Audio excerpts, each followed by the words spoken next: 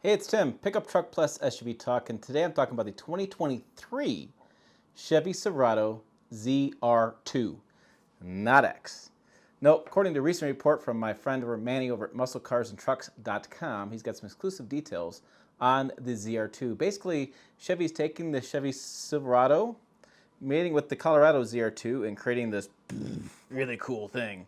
It's so cool, in fact, that check out the photo over here. This is from GM Design. I'll put it on the screen. It's from General Motors Design, and it's new tactical kind of look at the Silverado. That's right. They're tired of being made fun of with the look of their truck, so they said, well, that's not right, and we'll just make this look like a badass version of Silverado, and, well, nailed it, because it does. And so that's what they're looking at for the new Silverado ZR2. Will it look like that? Hell no, it won't look like that. Do we wish it would look like that? Hell yes, we wish it looked like that. Other details of the truck, the DSSV, too many damn initials, dampeners are found in the Colorado ZR2. These are really impressive dampeners made by Multimatic that also does the same with the Corvette for the racing series and such. Like really cool aftermarket or street racing. Now they're using the same shock design for their trucks. And this is a great technology. If you've driven this Colorado ZR2, you will love these dampeners. They are amazing. Other things you're looking at is going to be surely going to have front and rear fascias that are unique. The bumpers are probably raised up. It's probably going to have a 2-inch lift. Probably have some pretty badass off-road tires. And it's going to have a bunch of unique styling all the way through the exterior plus interior badging, trim, that kind of stuff. Now I said the similar stuff with the ZRX that I thought they're going to do with the supercharged engine out of the Corvette. But it turns out, not happening. Nope, it looks like Chevy is A-OK with using their standard 6.2-liter V8. Now, you may remember these photos. This is from last fall. This is a Silverado race truck. It debuted at the Laughlin Desert Classic. It's driven by Chad Hall of the Hall Racing. It's the Hall Racing family, really historic family.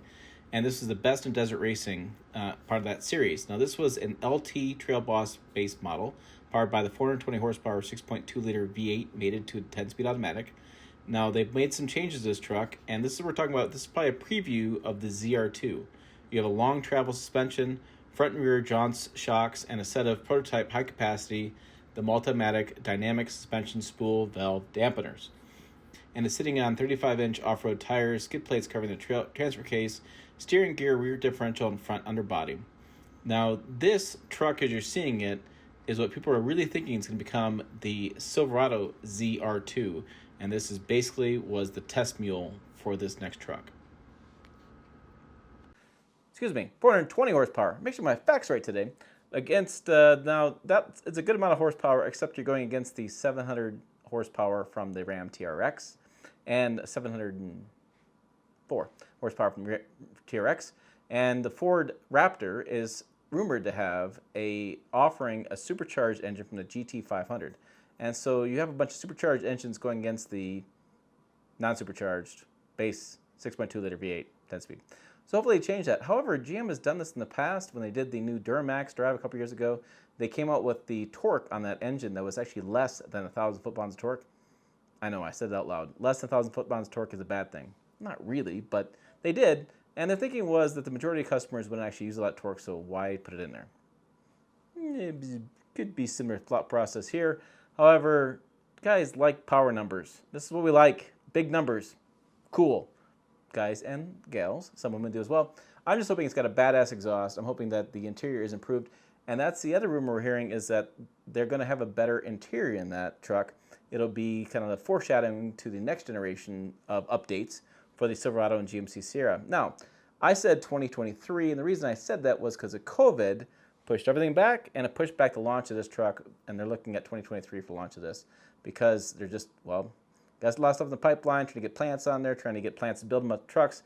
As you've followed the news, you know that the Wentzville facility in Missouri, white-collar guys are trying to go in there to fill the lines because absenteeism has been so bad, and so there's just a lot of little small obstacles that are holding back GM from launching this truck. But when it comes out, which I imagine will be post-Raptor, so I think it's going to go Raptor this fall, and the Chevy Silverado ZR2 probably in the spring.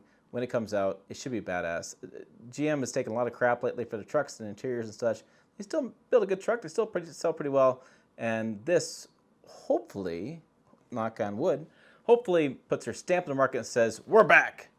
The heartbeat of America is back, and we're going to make a badass truck. Hopefully. Now, pricing, you're looking at 65, 70 probably. There'll probably be a limited run edition in the 80s, 90s. You'll probably have a couple different equipment packages.